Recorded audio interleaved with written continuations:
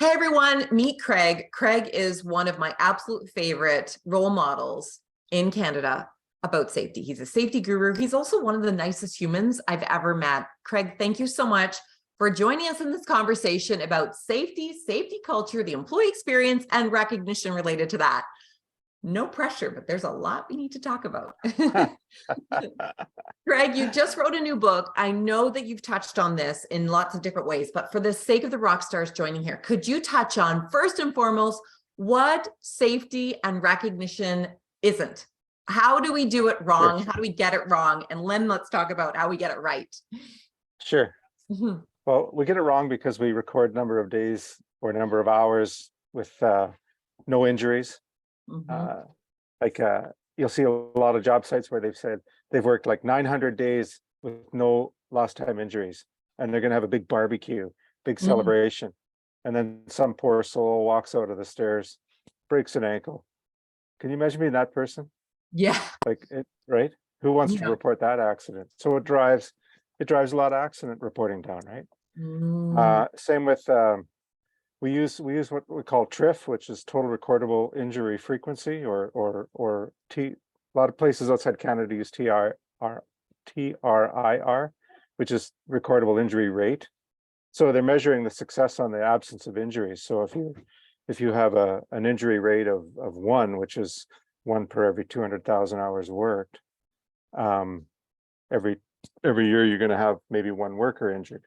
So let's set a goal for 5 or 0.5. Well, Mm. so, you're measuring your success on the absence of failures instead of what you're doing.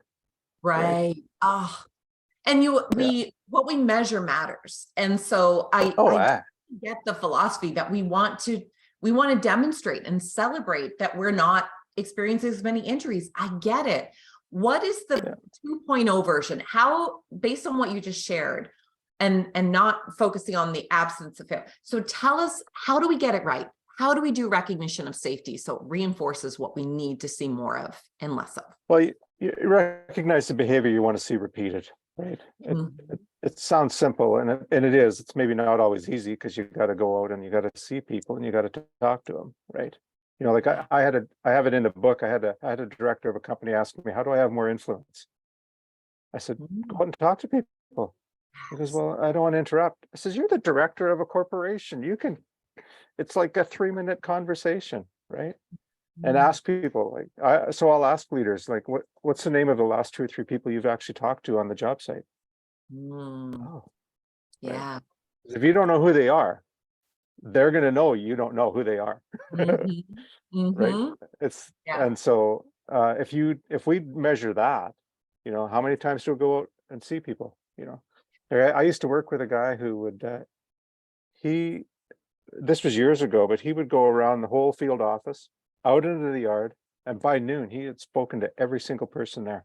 He knew if they're having personal problems. And he wasn't just a frontline supervisor that knew that stuff. He was like an operations manager, and Mhm. we need to have leaders doing more of that, right? Yeah. And So I can certainly see outside of the, the trades-based sector, the manufacturing sector, that I know you are just such a gift to them. My background's healthcare. And I can remember distinctly when we would have an issue at senior team that none of us had the answer to, my decision would be to spend time on a Friday going and spending time with where the issue was that we didn't have a solution for. And yeah, it could be an hour or two. It could be the whole day. You wear what people are wearing. You're physically where the value is created. In this case, of course, it was almost always at the patient or in the unit.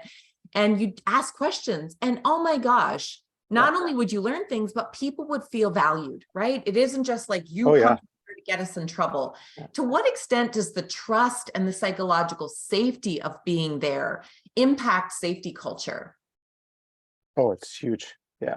Like if people are afraid to report an incident or even an unsafe condition, there's been no incident. There's just a situation out there that needs to be fixed. Mm-hmm. If they're not comfortable bringing it up, you're gonna have unreported stuff, or you're just gonna have eventually a serious event.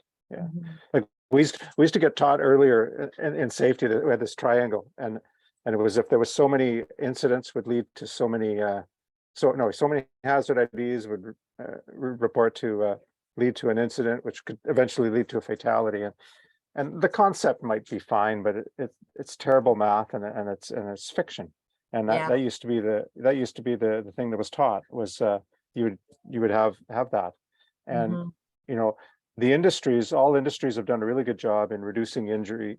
All industries have done a really good job in reducing injuries, but what we haven't done a good job is reducing fatalities, right? Like the worksite fatalities have not changed in 15 years, right?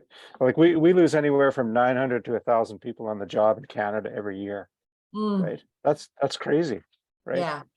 So we have to get out there and start recognizing what's going right, because there's a gap between what's leading to an injury and also to like a person losing their life on the job, right? So well, and you've just beautifully painted a picture about the fact that when people see this isn't changing, we start to lose faith in people. And so when we celebrate things, and yet the biggest, most important thing that we need to move the needle on of reducing fatalities, we start to see all of the barbecue, the safety awards, being in the paper or like profiled in the community with this splashy spread. People begin to like, you know what? It's all smoke and mirrors. You don't actually care about me. You're not actually at the end of the day, meaning I can go home to my family.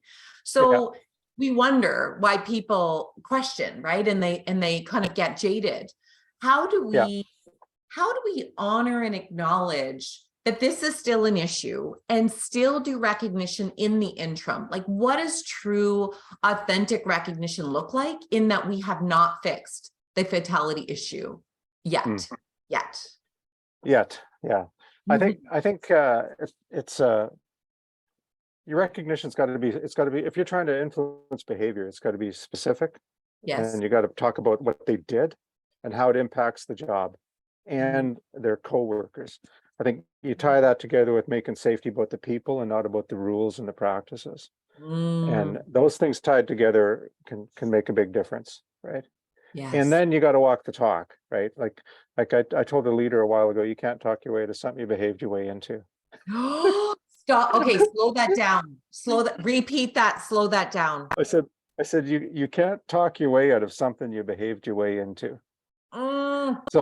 So here's what happened. I was given a talk to the workforce, and it's one of my favorite ones about how we have to stop saying safety's number one, because it's not, right?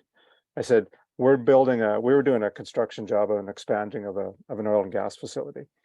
I said, why are we doing the expansion? And way in the back, somebody said, to make money. I said, yeah, exactly. I said, and the company you guys got work for, they're working for a contractor doing welding and pipe fitting and stuff. And I said, they got the contract so they can do what? Well, make money. I said, yeah. I said, and you're all here so you can pay the rent, put food on the table. It's okay to say that we're here to make money, right? And we have to get past that and get comfortable with saying that we're okay. We're here to make a living. We want to do it safely. We don't want anybody to get hurt. I'm not saying that safety is not in that level. It's got to be how we do things. Well, there was a guy in the back and he was like giving me a dirty look. Turns out he's the director of the facility in the region. And he says, hey, I got something to say. He says, I am one of those leaders who believes safety is number one. And I truly do believe he means it, but he didn't get the connection between what he says and what he does. That very afternoon, there was an accident on the job. And they have these propane trucks that roll in to fuel up. Anyway, the driver was having a problem with the fitting. And when propane expands from a liquid, it creates the cloud. Well, that in the video of the closed circuit television, this poor driver, he got hurt bad. He disappeared in the cloud of propane, and of course, when it expands really fast, it's like cold. So he got these frostbite burns on his legs, and we took him to the hospital and stuff. But we're doing an incident review, and I said, we got all kinds of pipe fitters here. We could probably rig up a better system. You know what he said? It's not in the budget, Craig. Hello. But, oh, so I talk about in more detail in the book, but again, you gotta recognize that, and our own behavior as leaders is, are we doing, walking the talk and that kind of thing. I'm So really hearing that it's okay for us all to be here to make money. We're not volunteers. We're not running charities. Like it's okay to acknowledge that. And here's what I think is so powerful about what you just shared. Not only is it, we're going to have safer, if we talk about things that are real, then we're more likely to have, things brought forward and we can co-create better solutions and so forth. And ones that are sustainable, because they can't obviously cost $1 million, right? Or maybe they can, but you know what my point is, like, if we acknowledge that we're all here for business, we might even be able to find very economical ways to make things safer. But here's I think what we can't lose sight of. Our younger generation of workers will totally call BS on anything that's not real. How do we get them back to a job site to pick up that next contract? If they've worked for us and they hear the first day and the first huddle that we're all safety's number one, and then we see examples all day long, and then the next day all day long, and this supervisor and that foreperson and so forth, and it's all wrong, it's all lies, or at least it's not full truth. How are we going to get them back? Because our younger generation, they are not putting up with not being able to go home to their family. They're not putting up with, like, multiple generations of, like, oh, you're going to come home injured. How do we make, how do we help people who have lived through less than okay circumstances understand that this is also an attraction and retention crisis in the making, or that currently exists as well? Well, I think we have to, the industries, in various industries, especially like I'm in construction and oil and gas mostly, and they've done a good job in creating an environment where not creating environment, recognizing leadership, but it's all at the top and the middle, right? There's some workshops for frontline supervisors, but the reality is people don't quit the company, they quit their supervisor, right? And they also stay with their supervisor if he's solid, right? Like, and so I think we need to sharpen up and make some opportunities for building the frontline leader. And that leader is not always the guy who, or the man or the woman who was best on the tools. Like we do that a lot. We'll take somebody who's the best craftsperson and, hey, they're really good, so let's make them a leader. Maybe they don't want to be a leader, right? So there's a gap there, and then we have to teach people how to recognize people, right? We have to tell people it's okay to go up to that person and say, hey, you did a really good job on helping somebody out with unloading a truck, and I know oddly enough, I'm surprised how many supervisors are uncomfortable recognizing people. Right? And I think we have to teach people how to do that, and that's why I say make it specific. I tell supervisors, don't stand in front of the workforce and say, hey, good job. You go out to an individual and say, hey, what you did out there, hoisting up or helping rig up the crane, hey, that goes a long way to building a good teamwork. And I just want to say thanks, And what I'm really hearing from you, Craig, is that reinforcing, if you're not visible, how do you find something specific, timely, and identifiable to acknowledge? First of all. Second of all, how do you know what people care, that person and people in that team shift contract value, and also how do we make it relevant to the safety message? How do we acknowledge and recognize using words that actually tie back to the safety culture?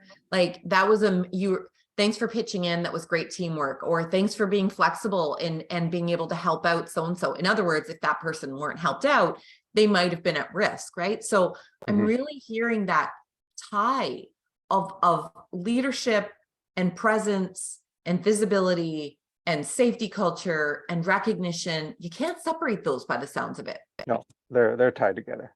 They're going to influence each other, right? Amazing. And you got to take time to get to know your workforce too. Like a lot of the challenge sometimes, especially in a transient workforce like construction, is you got to take a few minutes to get to know your people, right? And so the job site where I've been doing a ton of work on is there was I think he was a scaffolder, and he looked like he was bummed out one day. And no, he was an iron worker. That's right. He was an iron worker, and he was usually up doing stuff, and just talking to the guy. All of a sudden he opens up that his sister-in-law is sick. She's in the hospital, stage 4 cancer. He has to go to work. He said, my wife wants to go visit her in Ontario, and we're out in Alberta. And I said, well, talk to your supervisor. Let's work something out. He goes, my supervisor's an asshole. He doesn't even know my name. But man, when he says that to me, and I'm working for the client, right? Like, Yeah. that's saying something about that supervisor, right? So I don't think they're aware of a lot of frontline supervisors, no matter what industry. I don't think they're aware of how much influence they actually have. Yeah. And I think we need to, as different industries, we need to close that gap, right? And here's the piece too, related to recruitment and retention, is if you've got a choice to pick up a job again, I mean, not only are you very unlikely to be part of that team that somebody's putting together, because I know a lot of trades-based teams, it's like, we're putting together a team for this particular project job site. I'm not quite sure if that's exactly how it happens in oil and gas. No, but that's exactly what happened. Yeah, beautiful. yeah. So you're not going to go with that supervisor. So now all of a sudden, whether you're the owner or the contractor, you may actually have a hard time getting a whole team of people because they're not going to follow that person. The other thing is that even if people are willing to go to a job, given the shortage we have, that you're going to be possibly competing with a number of different opportunities people have. So this is actually in the owners and contractors' best interest, not simply the employees, and that we need to see that it's a true partnership. And the more we can support, as you say, our supervisors to be good leaders, to want to be leaders, to see it as a relationship that they're building with people doing this work, then we're more likely to get them in the next contract. Because if that guy goes home to a very angry wife who lost her, sister-in-law because the partner wasn't able to get off the job and came home miserable and angry because of it, that is not a healthy relationship. So we have it, right? Yeah. Exactly. So just keeps going. It keeps going. You may have been able to keep them on the job this time. Will you get them back the next time? So what do you think? Like, do you think that any industry, trades-based sector, do you think that they can get away any longer of not looking at employee experience, safety, leadership? Like, I'm not hearing we can get around of looking at all of these things together. No. The silver lining out of this, like you said earlier, is the workforce aren't going to tolerate it. It's going to force leaders to be better leaders, because people will just leave, right? Like, I know a lot of young guys that they just won't show up the next day. If it's an ugly work site, they just I'll go look somewhere else, right? Yeah. And they don't know why they left. They just leave. Yes. Right. Yeah. So I think it reminds me of back when I was in the Army. I was in the Army when we transitioned from just a regular Army, and the human rights was brought into the equation. And what it did was it forced leaders to be better leaders instead of just the rank on their shoulder, right? And this is exactly what's happening in the workforce. It's forcing leaders to be a little more human. Look at the people, not just the project. It's not just about cost and schedule. It's about people too, right? Thank you so much. I mean, that's a beautiful, positive way to close out our discussion, coming full circle back to the root of safety. We all have a vested interest in our workplaces being safer for everybody. There isn't one of us who doesn't know somebody in a dangerous or possibly dangerous, work environment. We all have a vested interest in keeping this narrative, positive narrative going, that having this current talent shortage is not creating more safety problems. It's forcing us to do better, which is ultimately going to lead to greater safety in the long run. Yeah. Thank you for that positive. It's all connected, right? All connected. Yeah, it's an exciting time to be in the safety role, because it's changing, right? Or, it's a small but loud voice where we're talking about the people and not the rules, but it's getting, and relationships with people, it's getting more traction, but it's still easy to default to the rules and make enforcement. And you're always gonna at best be mediocre. Yeah. And that's transactional, and we have to be relational. People don't want Exactly. work for a faceless entity doing just a bunch of jobs on a sheet. Everybody needs to know that they matter, and that they matter to somebody else, including their life matters. So exactly. So glad this voice is growing. This is good for everybody. It is. For that growing voice, they need to get your book. Can you tell us the name of your book, when it's available?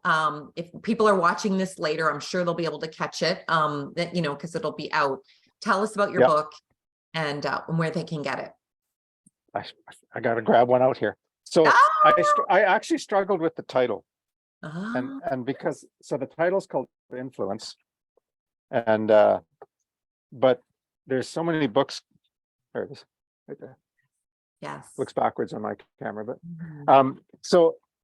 and the subtitle is it's leadership and safety at the sharp end. And so the sharp end is the workforce, the shop floor, that kind of thing. And it's available on Amazon, or you can get it right from my website at keepsafe.ca. So, but it's essentially just I took the 10 principles of leadership that I learned in the Army when I started to learn to lead soldiers, and that's threaded through the book. So awesome.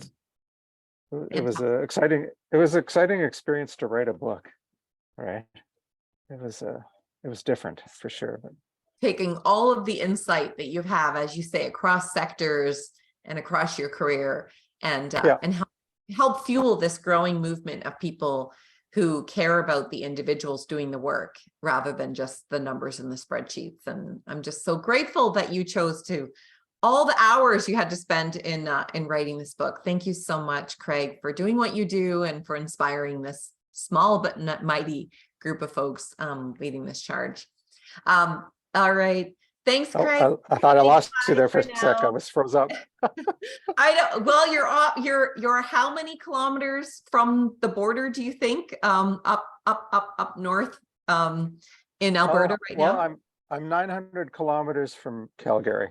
Wow. So we're about 500 or 600 kilometers north of Edmonton, out in a remote work area. So it's kind of neat. Yeah. Yeah. So technology worked. I'm impressed that it didn't, glitch out before now. So that's awesome. Thanks, Craig. I so appreciate you taking the time to chat with us about this. Yeah, I'm excited.